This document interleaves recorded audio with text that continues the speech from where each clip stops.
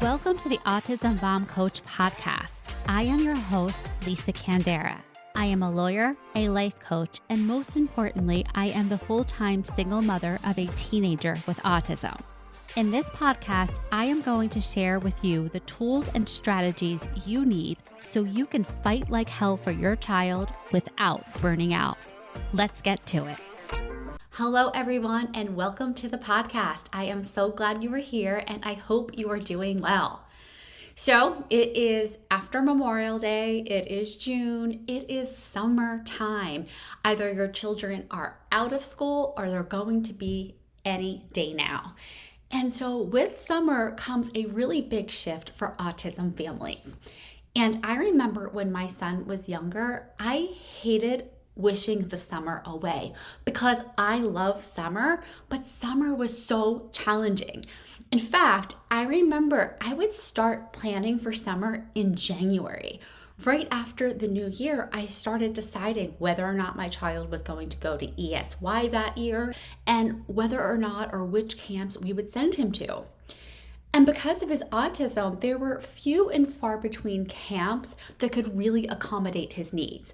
Between ESY, camp schedules, work schedules, vacation schedules, co-parenting schedules, summer became a complex schedule with this hodgepodge of activities where week to week things could look totally different. But after a few years of doing this, I became more used to it. And in fact, one year I decided to make it even easier on myself, and I hired a special education teacher to be Ben's caregiver sitter during the day. So she would be in charge of getting him on and off the bus, taking him to and from ESY, everything. It was perfect because she was a second grade special education teacher. She had a lot of energy and she had been with our family for a few months at that point, and she was a really great fit.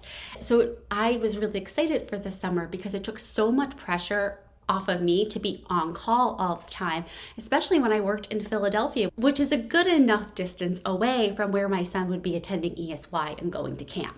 So this summer started off fantastic and everything was going really well until it wasn't. About 3 weeks into summer vacation, my sitter sent us a text message letting us know that she was feeling really sick and she wouldn't be in for the rest of the week. Okay, no problem. I could figure that out. But Monday comes around and she's calling out again. And at the same time, I receive a note in the mail, and it is from the New Jersey Department of Children's Services. And all I could think about was that I had recently done a custody transition with my ex-husband. So the next day, the caseworker comes and he starts asking Ben questions. He wants to see Ben's room. He's looking into our refrigerator to make sure we have food. Ben had no idea what was going on, and this was a young man. And so Ben was like showing him his Star Wars. He's excited to show off his stuff. And this guy is, "How are things with you at home?" And Ben, having no idea what this is about, launches into this whole dilemma he's having that he's turning 10 years old in the fall, and he's trying to figure out what kind of party he wants to have. And so I really hope that was telling to this caseworker of what kind of problems Ben was dealing with at this time. In any event, when he finally gets to me, he says to me, "Do you have any idea why I'm here?" And I said, "I'm guessing it has something to do with my ex-husband and our custody arrangement." And he says, "No." And at that point, I'm like, oh crap. If it's not that, what could it possibly be? Now, we hadn't lived in this home for a very long time, and our neighbors were very close to us. And so I was thinking maybe we're being too loud. Maybe there were complaints about that. I had just adopted a new kitten who was terrorizing the elderly neighbors by all of the dead animals that he was producing for the neighborhood. So my mind is wandering to things like that until he let me read the complaint. And the complaint said something to the effect that Mom is a single mom of an autistic child, and I am concerned because she is leaving vials of drugs around the house. And I think she specifically said vials of weed. And at that moment, it clicked in my head that the only person this could possibly be was the babysitter, because she was the only person in our home other than Ben and I. And two, vials of weed.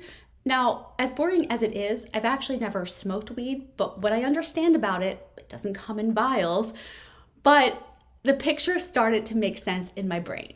Like I said, we had just adopted a new kitten, and when you adopt a new kitten, you get them toys, and those toys have catnip. In any event, while this caseworker was there, I went to the living room, I picked up the vial, and I showed it to him, and he was just shaking his head and laughing. Long story short, the case was completely closed. Nothing ever happened. But in addition to being traumatized that I have caseworkers in my house questioning my son about my parenting, I now don't have a sitter for the summer. So for all of you autism moms who are working so hard to create the perfect plan, to keep all of the trains running on time, the children supervised and fed, and something goes wrong, you are not alone. And I have come to expect this, that it is not the exception, it is the rule. That has helped me mentally because this threw me through a loop. And so the fact is, with everything with autism parenting, it doesn't go the way we think or the way we want it to go, and we still figure it out. We always figure it out. And so I want to just give you that reminder. Maybe you don't have a story as dramatic as my catnip story. Maybe you have a story that's much more dramatic than that, but you definitely have stories. You all have examples of planning for things to go one way and then those plans falling apart, and you had to pivot and you had to make it work, and you have done that. Just like Ben and I did the summer of the sitter.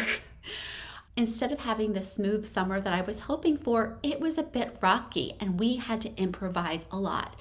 That meant that I had to reschedule work trips. I had to take vacation days. Some days I worked from home, and some days I took Ben into the office with me. None of it was perfect, none of it was smooth, but it worked. And in fact, some of my best memories with Ben are from that summer. Riding the train with him to Philadelphia, getting my coffee with him, having lunch with him. He decorated my whiteboard in my office with all kinds of drawings. It was a charming summer. There were some really charming moments in that summer. And there were some really difficult ones, but overall, I remember that summer as the summer we just made it work. And so remember, you can do this too. You have the skill. There are no perfect plans. So I encourage you to not hold so tightly to the perfect plan and to build in the flexibility in your schedule, or at least in your mind, that if things go sideways, that you can adjust. All right, everyone, that is it for this week's episode of the podcast. I hope your summer is off to a great start. And if it's not, I have the solution for you. You can transform your autism parenting experience very quickly by working with me. I work with clients one-on-one for 3 months, and inside that time, they go from feeling, and inside that short period of time, they go from feeling frazzled and out of control and unsure of themselves to feeling confident in their ability to regulate their own emotions, make decisions, and to pivot and adjust and support their child in a way that works best for them. You do not have to spend months and months on a therapist's couch explaining autism to them. You don't have to bury yourself in the online support groups where you're just hearing about more problems and less solutions. When you work with me, you're getting tailored advice to your exact situation and support that will help you do tomorrow better for yourself and your child. So this is your chance to work with me one-on-one. You can get started now by scheduling your consultation call using the link in these show notes. All right, everyone, I will talk to you next week. Thanks for listening to the Autism Mom Coach.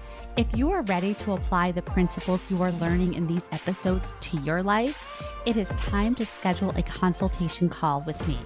Podcasts are great, but the ahas are fleeting. Real change comes from application and implementation, and this is exactly what we do in my one-on-one coaching program. To schedule your consultation, go to my website, theautismmomcoach.com, work with me, and take the first step to taking better care of yourself so that you can show up as the parent you want to be for your child with autism.